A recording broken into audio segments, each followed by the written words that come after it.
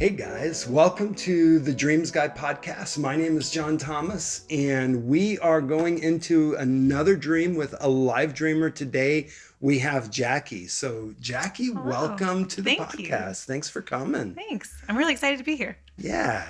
Well, exciting. We're talking a little bit. You're local to the area Mm-hmm. and just kind of learning about some of the stuff that we have available. So glad it worked out for the timing. Yeah. So tell us a little bit about this dream. How long ago approximately did you have this? I had this dream about a year ago. About a year ago. Okay. Yeah. So what was your dream? So I dreamt that I was outside somewhere. I was standing in the water and I was pregnant. And then it was like the scene kind of changed and I saw inside my stomach and I could see the babies. There's twins in the sack and there was a boy and a girl. And when I looked at the boy looked at me and said, Simon. I know, it's so weird. And then it changed to, with me being in the water, the contractions started. So then I ran to the doctor because I was like, my baby's about to come. So I ran to the doctor, but as soon as I got to the doctor's office, the contractions stopped. And in my mind, I was thinking, oh, I need to stay in the water. The only way that this baby's going to be birthed is if I stay in the water. And there was also this idea that my friend, her name is Bonnie, she lives in the Flower Mound area as well, that she was going to help me for a time, like during this pregnancy, but I was soon going to have to transition to, I was going to need my midwife, who is actually in Austin, and I was going to have to transition, and she was going to have to help me. So my friend Bonnie was going to help me for a little bit, but I was going to need my midwife, who is in Austin, and so I think that is interesting because we actually came from Austin before we moved to Dallas, and she actually helped birth my daughter. Okay. So Very cool. yes. Okay, so let's see if I can remember this. So Okay. it starts out you are you're just standing there, right? Yes. Yeah, you're standing there and you realize that you're pregnant. Mm-hmm. And when you realize you're pregnant, it's kind of like you're looking inside of your womb Mm-hmm. and you can see two babies, Mm-hmm. a boy and a girl. Mm-hmm. And as you're looking at them, the boy opens up his eyes, looks at you and says, Simon. Yes. And then the next thing you know, you're there again, but you're in water. Yeah. And you start feeling contractions Mm-hmm. and you're like, it's time to have this baby. And so you run to the doctor's office to have the baby. But as soon as you get to the doctor's office, the contractions stop and you realize I'm not going to be able to have this baby at the doctor's office. The only way the baby is going to come is if I stay in the water. And then your friend Bonnie was there with you at this point, or you were thinking about your there friend? was just this idea. Just So this she wasn't idea, actually okay. there. There was just this idea that she was helping me throughout my pregnancy. Yeah. But I was going to have to switch. You're going to have to switch To to your my- midwife, who who was is- actually from Austin, so Yes. somebody that you knew. Yeah. Okay. And so she was going to help you until birth, or it was There- just there wa- for a period of time? It was just like I had Bonnie for a bit, but I was going to have to switch. Okay. It wasn't like there was no other details. Okay. Mm-hmm. Yeah. Okay. Well, so a couple things, just thinking through some of the aspects. So the main thing, you're pregnant, right? Yeah. And two different things. So you've got, boy and a girl, two different things that you're pregnant with, two different things that you're going to be bringing forth. So this is something that's being developed inside of you that's going to come out into the world that you're going to be responsible for and have to take care of. And a lot of times, metaphorically, it could talk about like a new job or a new role, even a new ministry role. It could be talking about a task is not the right word, but it's something like an emphasis, but I hate it when the words go away. Like I know words, Yes. and then all of a sudden it's like, what word is that? Yeah. But it's in. Well, I keep on going back to tasks, so it's a Okay. new thing that you're gonna hold on to for a period of time that you develop. Right. That's the idea of birthing. Okay. So you're in the water. Mm-hmm. Well, yeah. Let's deal with Simon first because Okay. that's an interesting Yeah. thing. I was like, what, Simon? Yeah, what is Simon? Yeah. Well, there's a couple things, thinking about Simon. If I think about scripture, I think about Simon Peter. So somebody that's very bold, that is not brash is not the right word, but very strong-willed, opinionated. He speaks his mind, right? But that boldness is also breakthrough faith. that he was able to open things up. I mean, he stood up boldly in front of the crowd that had just crucified his Lord and spoke and preached the gospel, right? There's this, that boldness, that brashness is can be used in that. So there's one piece, but it's interesting that Simon was his name, but then the Lord changed his name to Peter. Right. Goes from Simon to Peter. So is it really about that piece? I wish I knew the meaning of the word Simon, like, because that's one of my curiosities. What is Simon?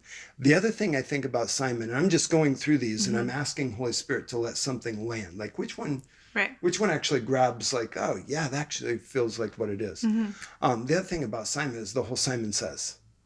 Right. It's these tasks that are given one by one, by one, by one, by one. Right. Simon says, do this.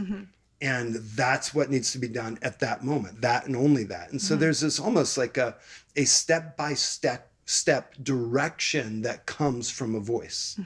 I'm going to let that meditate while we look at the rest of the dream and see kind of how that lands, because you can't separate it too much from the fact that there's also this baby girl.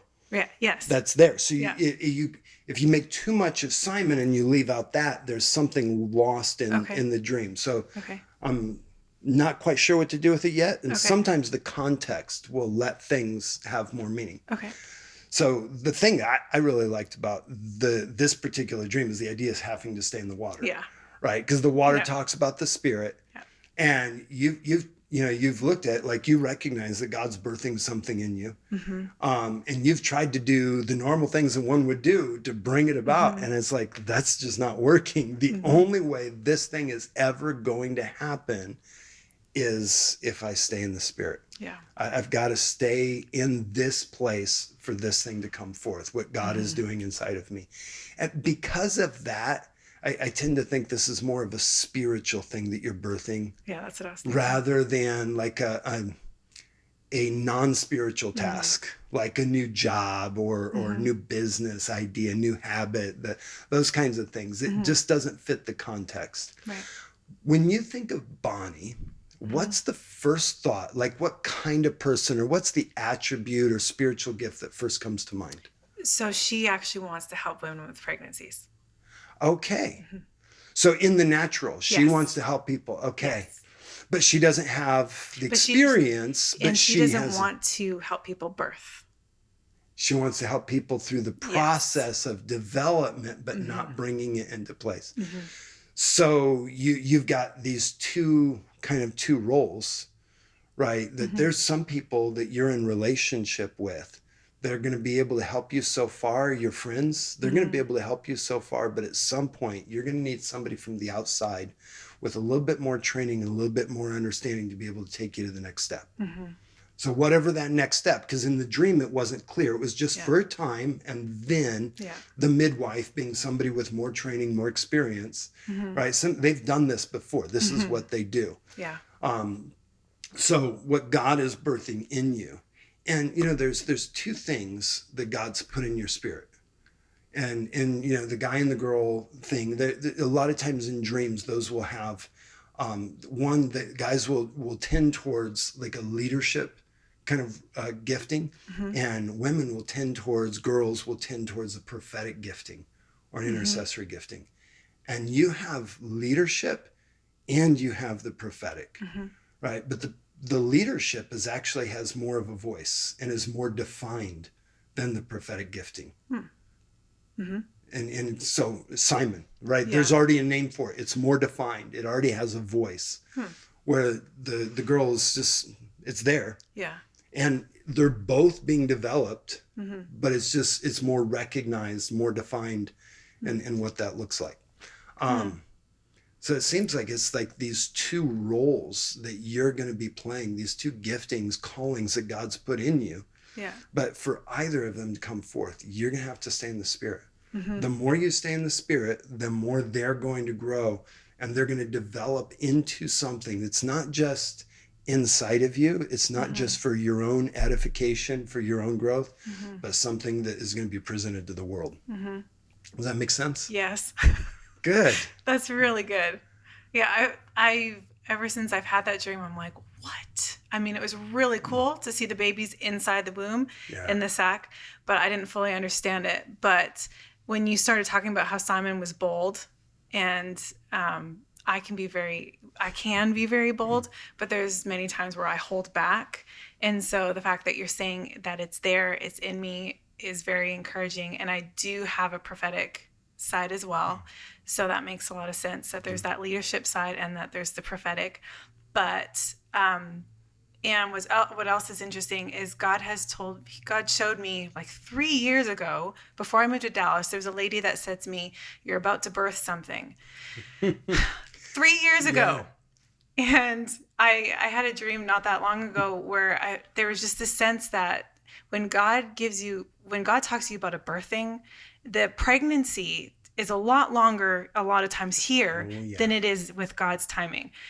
And so I've been waiting and waiting, and there's many times where I just try and run and make something happen on my own. So the fact that it's like, hey, you need to stay in the water and stop trying to make this thing happen on your own is very, yes, I need to hear that, because there's like the Simon side, right? Like, I just want to take control. I want to lead, and I want to make this thing happen.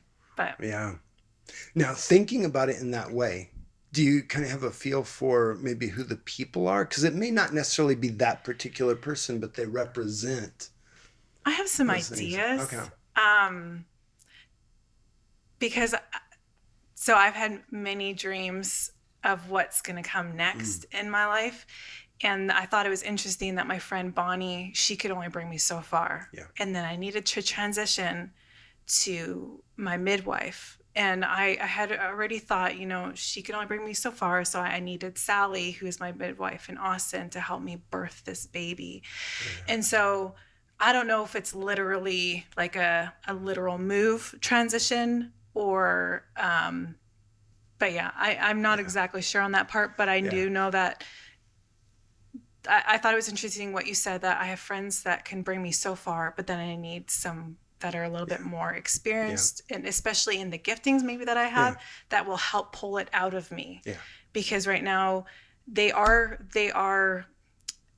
transforming, like they're forming in me, but I had sensed that maybe this isn't necessarily where they will birth. Yeah.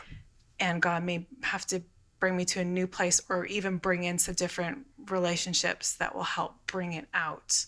Yeah. Yeah. So. Yep.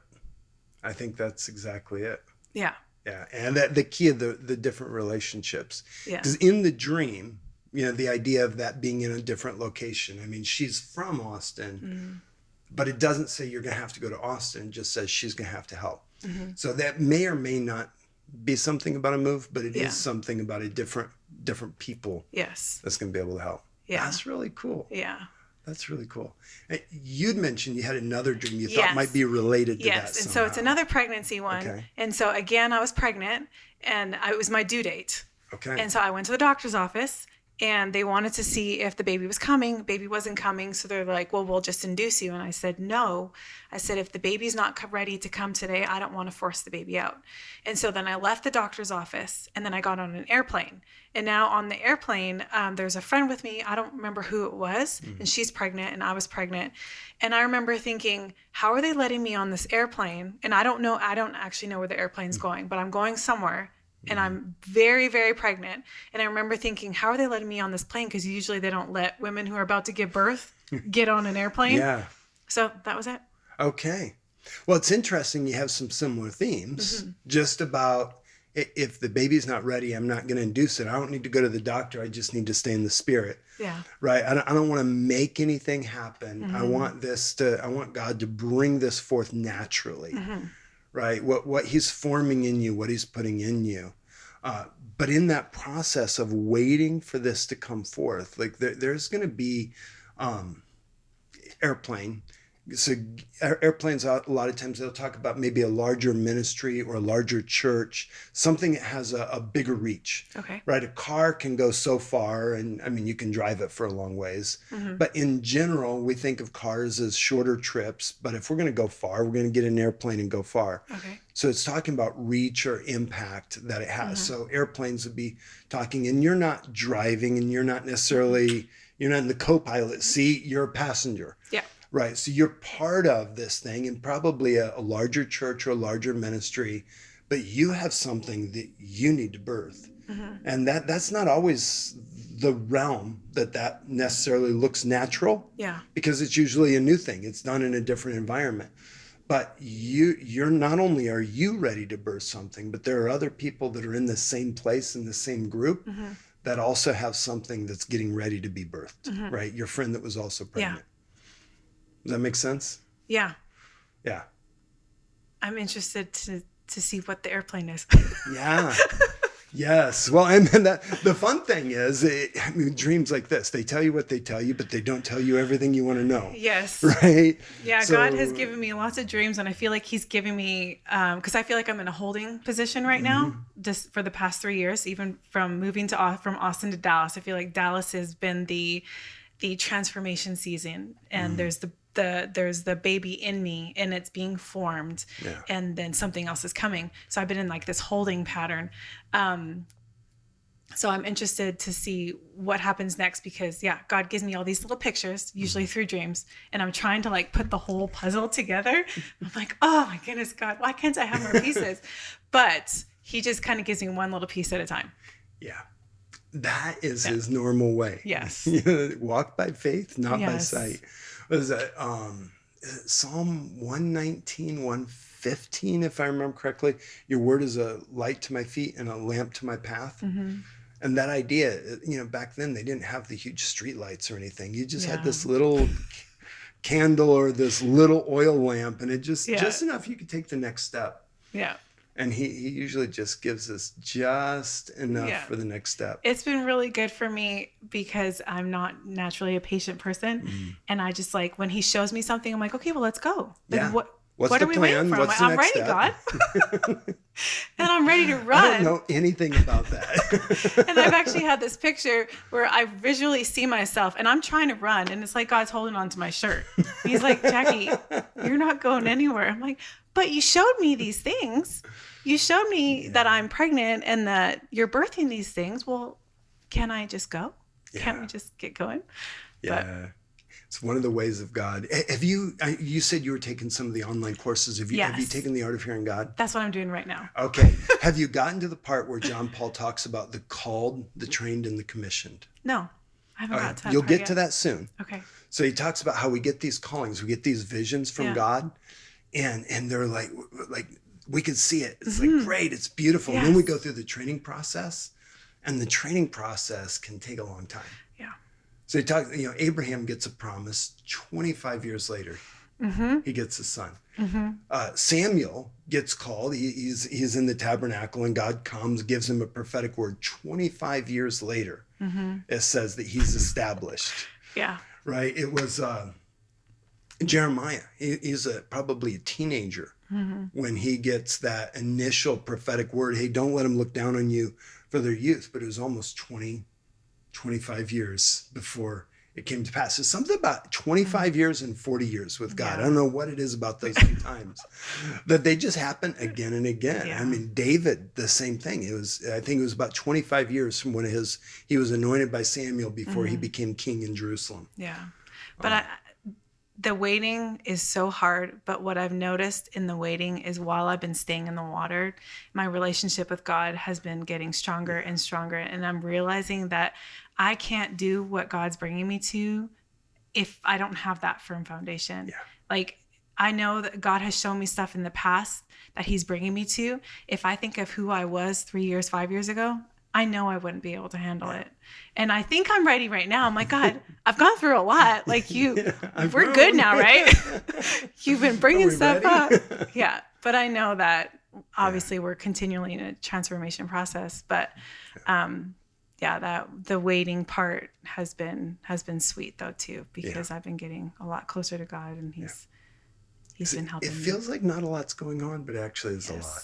Well, because The there's not a growth lot and- maybe in the natural going on, Right. but there's a lot in the spiritual and a lot going on internal. inside of me. So to other people and even to myself, I'm like, I have nothing to produce. Like I'm not doing anything in the natural, Yeah. but God helps me remember, but you've been doing so much inside. Yeah. I've been doing so much inside of you. And that's what helps you be able to hold and carry what I'm bringing you to next. He's so good, isn't he? He is. I love it. I love it. Yeah. His ways. Well, thank you. So You're welcome. any other questions about? No, I think that helped me a lot. That's great. Yeah. Yeah. Thanks again for taking time and coming in. Thank you. Appreciate it. Well, guys, thanks so much for joining us for this episode of the Dream Sky podcast. We'll see you next week for another episode.